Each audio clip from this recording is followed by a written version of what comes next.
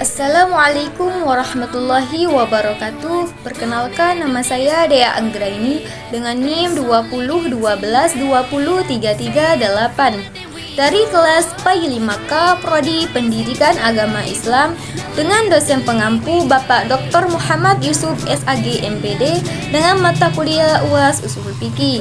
Nah, baiklah, di sini saya akan menjelaskan materi saya yang berjudul istinbat.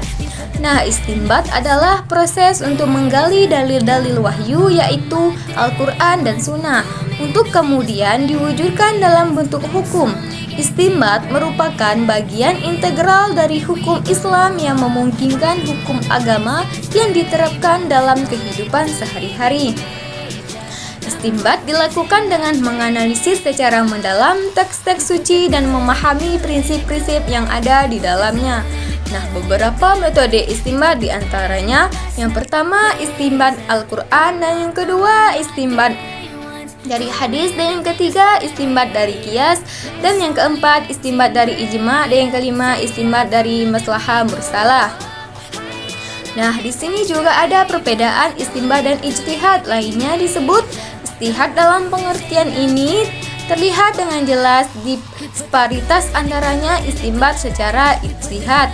Nah, istinbat mengeluarkan hukum berasal sumbernya, serta ijtihad memutuskan aturan sesuatu yang hukumnya belum ditentukan pada Al-Quran serta hadis.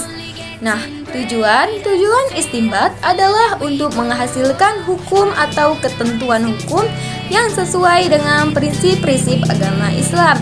Istinbat merupakan metode atau tata cara untuk menggali dalil-dalil wahyu seperti Al-Quran dan Sunnah dan mengubahnya menjadi hukum. Nah, di sini juga ada proses istinbat. Proses istinbat adalah proses intelektual dalam hukum Islam untuk menarik hukum dari sumber-sumber tertentu seperti Al-Quran dan Sunnah. Istinbat merupakan bagian penting dari hukum Islam yang memungkinkan hukum agama yang diterapkan dalam kehidupan sehari-hari. Nah, berikut adalah beberapa hal yang perlu diperhatikan dalam melakukan istinbat.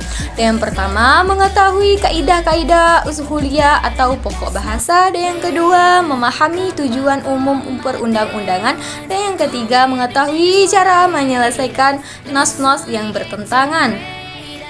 Nah, contoh istinbat. Contoh istinbat adalah penetapan hukum potong tangan bagi pencuri yang mencuri senilai 5 dinar. Penetapan ini didasarkan pada hadis yang diriwayatkan oleh Sayyidina Abu Bakar RA.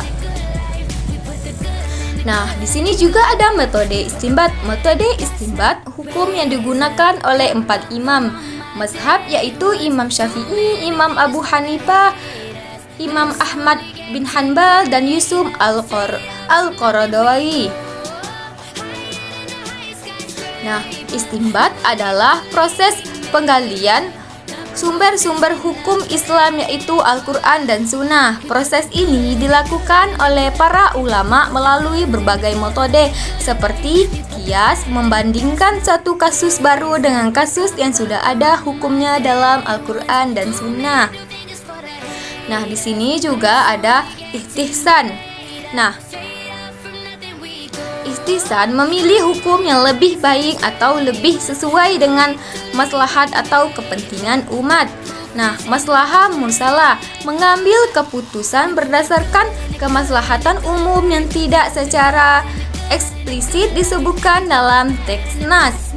Mempertahankan hukum yang sudah ada sampai ada dalil yang lebih kuat untuk mengubahnya. Perbedaan hukum qat'i dan zani. Hasil dari proses istinbat dapat dibedakan menjadi dua kategori, yaitu hukum qat'i, hukum yang dipastikan kebenarannya karena bersumber langsung dari Al-Quran dan Sunnah yang jelas maknanya. Hukum qat'i bersifat mutlak dan tidak boleh diubah. Hukum zani, hukum yang diperoleh melalui ijtihad atau upaya keras memahami agama dan didasarkan dalil yang bersifat umum atau mengandung kemungkinan tafsir yang berbeda. Hukum zani bersifat realita yang dapat mengubah seiring dengan perkembangan ilmu, pengetahuan, dan pemahaman manusia, dan faktor yang mempengaruhi kategori faktor.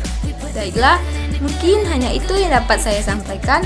Lebih dan kurangnya mohon maaf, dan saya akhiri wabillahi taufiq wal hidayah. Wassalamualaikum warahmatullahi wabarakatuh.